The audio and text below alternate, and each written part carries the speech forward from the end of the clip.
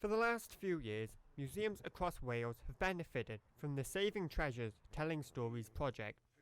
The project works with metal detectorists to record important items and buy the discovered treasure for local museums. The latest museum to benefit from the project is Merthyr Museum, who will be the proud owners of 5 Roman denarii. The hoard of coins found in Vaynor will be the museum's first piece of treasure. Well, it's really exciting because it's something that's never happened before.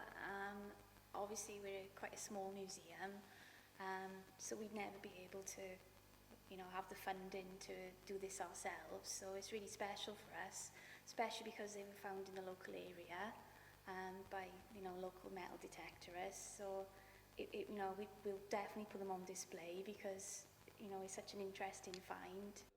The coins will go on display at the museum to the public. Christopher Parry, Communications and Outreach Officer for the museum, believes that the hoard will help educate the local community and offer an insight into a forgotten era in Wales's history. With towns like Merthyr and a lot of valley towns that are really preoccupied with industrial heritage and often Roman history and prehistory and a lot of different historical periods get overlooked and sidelined just to focus on industry.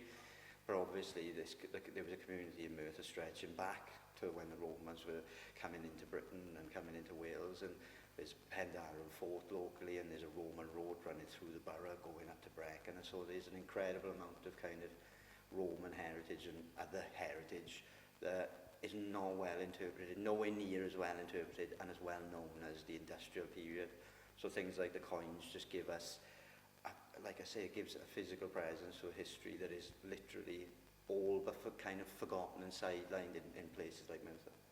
Darren Jessett, member of Merthyr Metal Detecting Club, says that metal detecting is important to understanding local history and heritage. It opens up the history for the whole area, like how long someone was living there, where they were working in the areas and living and all the rest of it. Yeah, there's a lot of information that can be found from items like these, like when it's come out, I couldn't believe my eyes, like holding that in my hand, and obviously these things, and it's just unbelievable. You can't get another feeling like it really, Discovering the coins was a moment of pride for the group, some of who already have items on display at the museum. Well, we went up for the day, my machine broke, so I was using my dad's machine as well. He found the first one, which I thought I damaged by digging it out. I had the second one, like 10 minutes later. Carl was coming over the fence, he said, "Oh, what we had?" They showed him the 2 denariuses.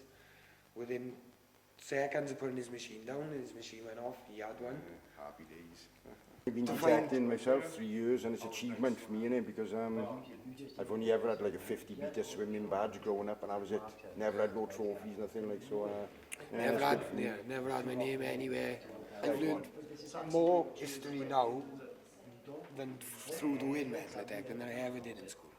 By working together, all those involved can help to acquire archaeological finds made by members of the public to be enjoyed by the wider community. It helps museums, and it helps find detectorists and finders of treasures as well, because it basically bridges a gap between the relationship, because often people who find objects and find these things out there wouldn't necessarily come straight into the museum. They might look to sell it online or do something else with it. They're that bridging gap between that person and the museum, so they're really important as a go-between, but also helping to interpret the objects being found effectively and documented them, because the context of the objects is often lost in certain situations, but they really push for all that information to be collected and passed on to the museum or whatever organisation it goes to afterwards. So yeah, it's incredibly important.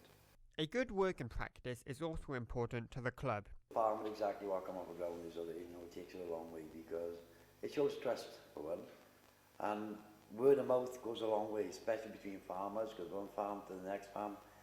Like I say, it is a bridge point to turn around, get on with the farmers, show exactly, keep up their rules and regulations. Shut gates, leave gates are open, leave them open. If you shut, leave them shut. And vice versa. Basically, you're walking onto their ground, respect their ground as much as anything else. It's their livelihood, isn't it? Yeah.